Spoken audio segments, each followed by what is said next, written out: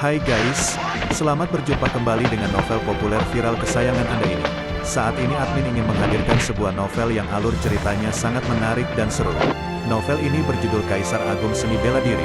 Sebelum mengikuti keseruan ceritanya, mohon bantuan kalian untuk subscribe, like, dan share video-video yang ada di channel ini. Selamat menikmati.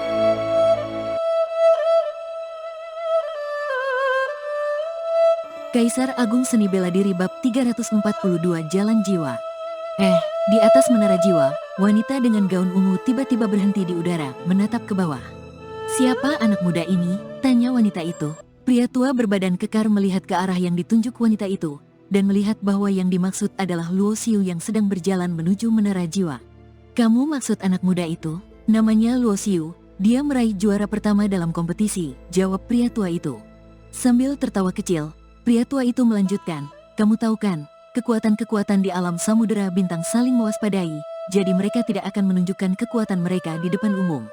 Karena itulah anak muda ini bisa mendapatkan juara pertama."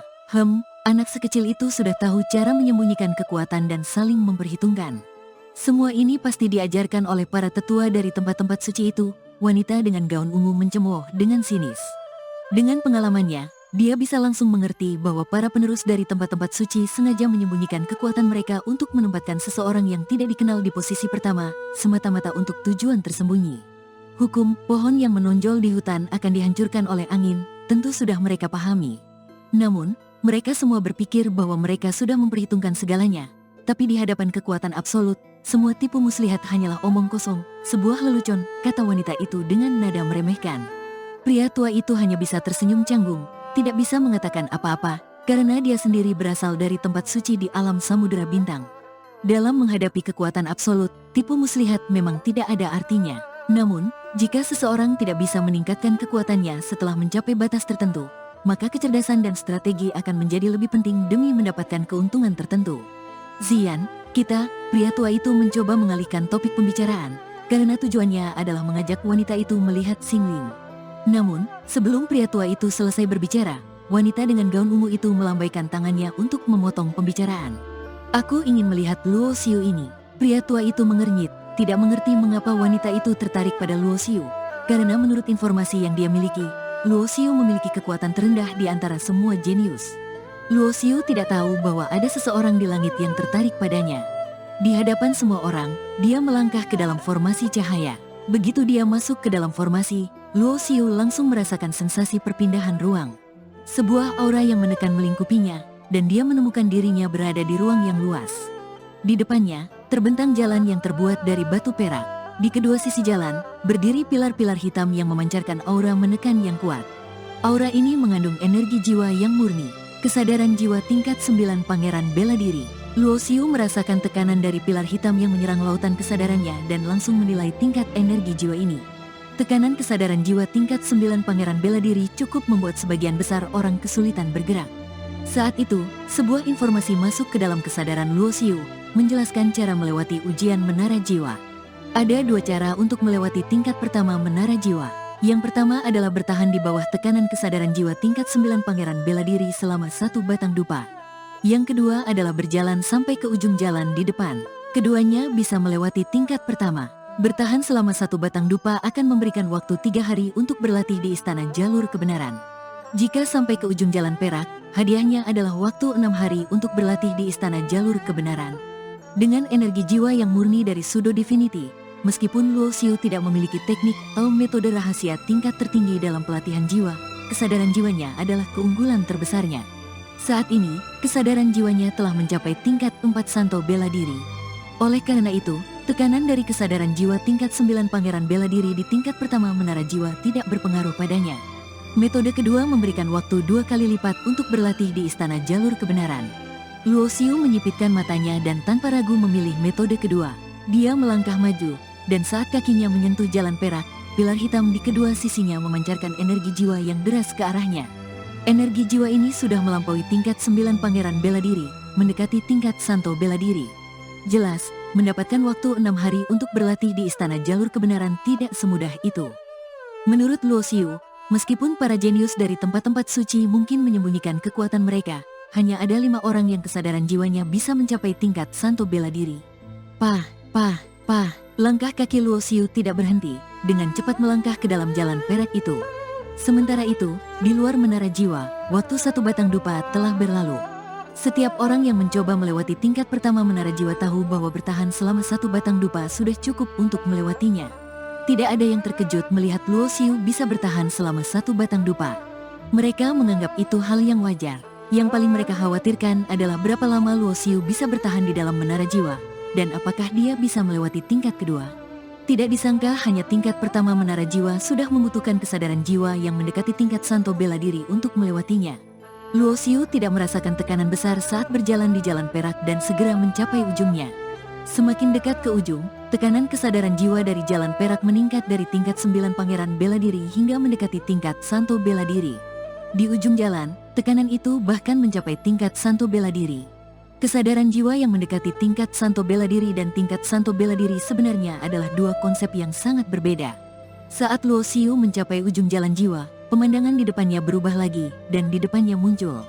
Luo Xiu berdiri di depan jalan jiwa berikutnya. Pilar hitam di kedua sisi sekarang memancarkan aura jiwa yang sudah mencapai tahap tengah santo bela diri. Jadi ini tingkat kedua menara jiwa? Luo Xiu mengerutkan kening. Jelas bahwa bahkan menggunakan cara termudah untuk melewati tingkat kedua ini memerlukan ketahanan terhadap aura jiwa tahap tengah santo bela diri selama satu batang dupa. Ini berarti bahwa siapapun yang bisa melewati tingkat kedua ini harus memiliki kesadaran jiwa pada tingkat ini. Nona Wuxin benar-benar menyembunyikan kekuatan dirinya dengan baik, pikir Luo Xiu. Dia memandang jalan jiwa kedua di depannya dan tanpa ragu melangkah maju. Dia tidak akan puas hanya dengan bertahan selama satu batang dupa untuk melewati. Dia ingin menantang batas dirinya sendiri dan menaklukkan jalan jiwa. Saat langkah kakinya menyentuh jalan jiwa, gelombang energi jiwa yang kuat menghantamnya, seperti ombak besar yang ganas menghantam lautan kesadarannya. Energi jiwa ini sudah mencapai tahap 5 santo bela diri, melampaui kesadaran jiwa tahap 4 santo bela diri miliknya sendiri. Perbedaan satu tahap kecil mungkin terlihat tidak signifikan, tetapi pada tingkat santo bela diri, perbedaan satu tahap adalah perbedaan yang sangat besar. Luo Xiu mendengus, merasakan kepalanya berdenyut, langkahnya goyah, hampir jatuh. Namun, serangan jiwa dari pilar hitam di kedua sisi tidak berhenti. Sebuah palu besar muncul dalam kesadarannya, menghantam lautan kesadarannya dengan kekuatan yang mengerikan. Pembentukan kesadaran ilahi, Luo Xiu terkejut. Dia mencoba mengumpulkan kesadarannya untuk melawan, tetapi palu itu menghancurkan pertahanannya, membuat lautan kesadarannya bergetar hebat. Dia terpental dari jalan jiwa, darah mengalir dari sudut mulutnya. Pembentukan kesadaran ilahi adalah salah satu metode serangan jiwa, dan ini adalah kelemahan Luo Xiu. Kesadaran jiwa Luo Xiu sangat kuat, namun dia tidak memiliki teknik atau metode rahasia untuk memanfaatkannya. Dia kekurangan teknik jiwa. Meskipun Kaisar Bela Diri ke-8 kuno adalah seorang ahli pada tingkat kaisar, dia tidak ahli dalam kesadaran jiwa dan tidak memiliki teknik jiwa yang kuat untuk diajarkan kepada Luo Xiu. Adapun teknik jiwa yang dicatat dalam teknik ajaib kondensasi jiwa, sudah tidak berguna lagi bagi kesadaran jiwa pada tingkat santo bela diri. Anak muda, ini adalah kesempatan bagus. Jika kamu cukup cerdas, cobalah untuk memahami teknik transformasi indera spiritual di sini. Suara Kaisar Bela Diri ke-8 kuno tiba-tiba terdengar. Di dalam menara jiwa, Kaisar Bela Diri ke-8 kuno tidak khawatir akan terdeteksi. Kamu berbicara dengan begitu santainya, Luo Xiu mendengus. Tetapi dia harus mengakui bahwa saran Kaisar Bela Diri ke-8 kuno adalah ide yang bagus. Untuk memahami keajaiban transformasi indera spiritual, dia harus kembali ke jalan jiwa dan menahan serangan itu. Rasa sakit di lautan kesadarannya membuat kepalanya berdenyut hebat, tidak semua orang bisa menahannya. Ayo kita lakukan, Luo Xiu mengertakkan giginya dan kembali melangkah ke jalan jiwa. Pada akhirnya, teknik jiwa dan metode rahasia diciptakan oleh ahli-ahli lainnya, dan transformasi indera spiritual adalah dasar dari semuanya. Jika dia bisa memahami ini, dia bisa mengembangkan metode rahasia dari dasar ini. Menurut Luo Xiu, teknik jiwa pada tingkat teknik absolut juga mengandung metode transformasi indera spiritual. Kenapa Luo Xiu belum keluar setelah hampir 1 jam? Apakah dia menemui bahaya dan mati di dalam? Itu tidak mungkin, bukan? Tidak pernah terdengar ada yang mati di dalam menara jiwa. Setelah 1 jam berlalu, para jenius muda yang berkumpul di luar menara jiwa mulai menunjukkan ekspresi heran. Tidak pernah ada yang berada di dalam selama ini. Meskipun ada yang mengatakan bahwa Luo Xiu mungkin sudah mati di dalam, tidak ada yang mempercayainya, karena lapisan kedua menara jiwa masih bersinar, menunjukkan bahwa Luo Xiu masih di dalamnya. Apakah dia sedang menaklukkan jalan jiwa di tingkat kedua? Seseorang segera menyadari kemungkinan ini. Melewati tingkat kedua dengan cara pertama hanya memerlukan bertahan satu batang dupa. Jika dia belum keluar selama ini, dia pasti sedang menaklukkan jalan jiwa. Baik dia berhasil atau tidak, setidaknya kekuatan jiwanya berada di tingkat 4 Santo Bela Diri. Saat kesimpulan ini keluar, banyak jenius dari tempat-tempat suci menunjukkan ekspresi cemburu. Banyak dari mereka telah menyelidiki latar belakang Luoxiu, dan sekarang mereka yang berasal dari keluarga biasa merasa tertinggal. Sebuah pukulan keras bagi harga diri para jenius dari tempat-tempat suci. Aku dengar Putri Wuxin telah melewati jalan jiwa tingkat kedua dari Menara Jiwa. Tentu saja, Putri Wuxin berlatih teknik jiwa terbaik dari sekte-sekte langit bumi dan sudah mencapai transformasi indera spiritual. Benar, dalam hal kesadaran jiwa, Putri Wuxin adalah yang terkuat di antara kita. Jika transformasi indera spiritual mencapai tahap lanjutan, dia mungkin bisa melewati tingkat ketiga. Saat mereka berbicara, cahaya dari lapisan kedua Menara Jiwa tiba-tiba padam, dan lapisan ketiga bersinar redup.